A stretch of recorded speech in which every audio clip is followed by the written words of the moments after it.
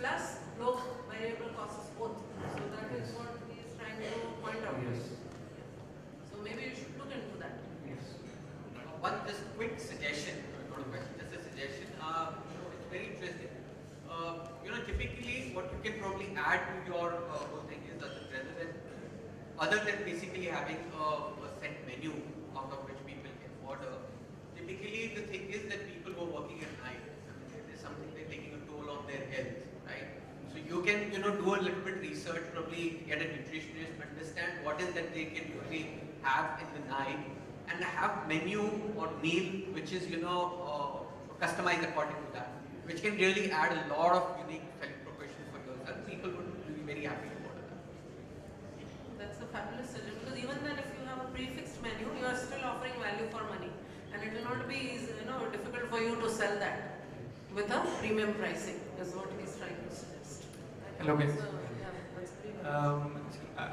One of the things I actually saw in the plan was that IT and BPO companies' share of revenue was kind of going up year on year, right? So it looks like that's going to be the sector that you would focus on. That we will say that it is our primary target segment. Right. So my question to you is, and I presume again that these would be mid to large size IT and BPO companies, right? Because that's where you get the volumes.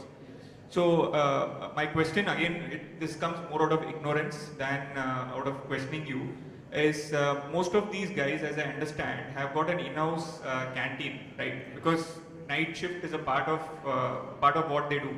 So is the in-house canteen going to be your biggest competitor?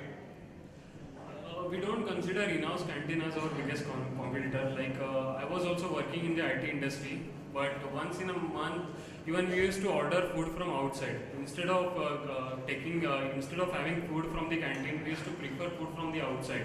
So we consider, we don't consider inside canteen as our competitors. It will not be that extensive. Right. So that you would be doing more out of exception, right? So when you're building a business plan or when you're getting into a business, it's about the ability to scale up, right? So we don't count the exceptions. What I'm trying to get at is the fact that is it going to be a serious threat? I mean, the one-off cases will always go out and have food, but is in-house canteen going to be a real limiting factor in the business plan that you've built today? We can consider them a limiting factor to some extent. But after that, like I said, even I used to order food from outside. So like there will be people who like to eat food from outside. Like if you have seen our slide mentioning the consumer profiling and all that, they also prefer food from outside. So I think there is also a potential for us in the business. Maybe I would say what he is trying to suggest is that we could do the competitors SWOT little more in depth for the in-house food available, and then pitch your deliverables in such a manner that your USP hits at their weak offerings, and then you make sure that people buy from you and not from the canteen. What he means is that you require some deliberation on that and not take it for granted. If I have got it right, yeah, okay. So maybe you should make note of that point, I must compliment you on your marketing. I mean, you have really thought a lot about how to market your product and yourself. I think that is very good. What I saw is in terms of delivery, you're talking about cycles, right? Yes. And let's say you take an area like Thane. Yes. It should be about 20, 30 square kilometers. 15 kilometers. 15 square kilometers. Yeah. So you think you'll be able to deliver that in the 30, 40, 45 minutes means you have to first make the food ready. Yes. And then package it and then deliver it on a cycle. Maybe you should look into it whether the claim that you are making is possible. Cycles, of course, is a very good idea because it's cost effective. It has to be cycles in an Indian scenario. And eco-friendly also. Exactly. But then maybe you should look at it, how, or you need to have some distribution point or something. Yes, the location which we have chosen for our setup is like centrally located in Thane. So the every point of Thane is equidistant from our location. So we have also seen that we are going to use a scooty also. So if the delivery distance is huge, then we will use that scooty also. So You mention it in your plan? Yes. Okay. I have a quick comment. He suggests one scooty and 10 cycle.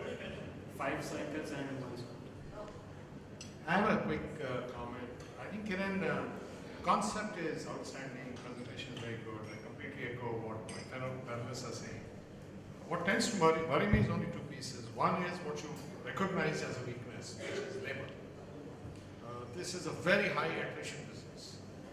So I don't know what you're planning to do about that. The second observation really is that while you're going to prototype it in Thane, and that is very likely to work, when you scale this to the 3 or 4 other localities you're talking about, I'm not very sure whether you're going to have one central kitchen and then you have the hub and spoke problem, or you're going to have multiple kitchens and then you have the QA and the management and all the other problems that come with it. So when I look beyond Thane is where more questions come up in my mind, and also whether you're going to be always call center and BPO focused, which kind of makes it a little easier, though not everybody orders at the same time. So it's going to be still multiple deliveries.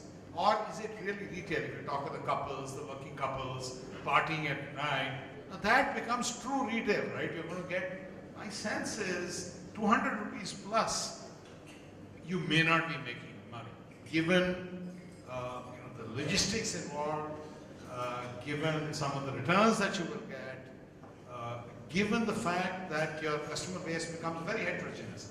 The IT call center BPO is really like one animal.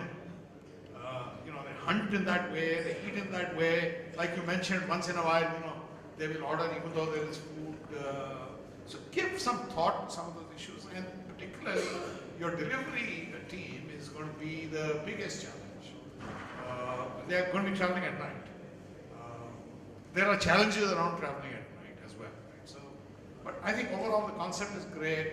It's going to certainly meet a felt need, and so to that extent, there is that market out there waiting for an idea like this to take shape.